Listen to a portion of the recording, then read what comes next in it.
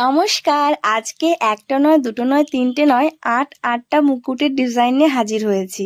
হ্যাঁ, আটটা। আর এই মুকুট কটা বানাতে প্রায় আমার 4 থেকে 5 দিন সময় লেগেছে। আজকে দুপুরবেলাতে মনটা বড্ড খারাপ ছিল, তারপরে মনে মনে ভাবলাম মনটা খারাপ করলে চলবে না, নিজের মনকে শক্ত করে আমি কাজে লেগে পড়ি। কারণ মন খারাপ করলে মাথা ব্যথা করবে, টেনশন হবে, শরীর খারাপ করবে, ওর থেকে বরঞ্চ কাজ করলেই আমার লাভ। আর এই কাজের মধ্যে ঢুকে আমি ভীষণ ভালো আছি। কখন যে দিন পার হয়ে যায় আমি বুঝতেই পারি না। না হলে হয়তো হাজবেন্ডের আসার অপেক্ষার জন্য দিন গুনতে গুনতে আমার অবস্থা খারাপ হয়ে যেত। তোমরা অনেকেই আমাকে চেনো, অনেকেই চেনো না। অনেকেরই মনে প্রশ্ন, আমার হাজবেন্ড জব করে তবুও কেন আমি মুকুটের কাজ করি। তোমরা এটাও জানো যে আমি বাড়িতে রয়েছি, আপাতত হাজবেন্ড অনেক দূর।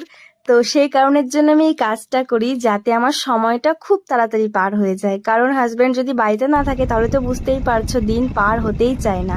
তার জন্য আমি কাজটা করি, তাছাড়া অন্য কোনো কারণ নেই।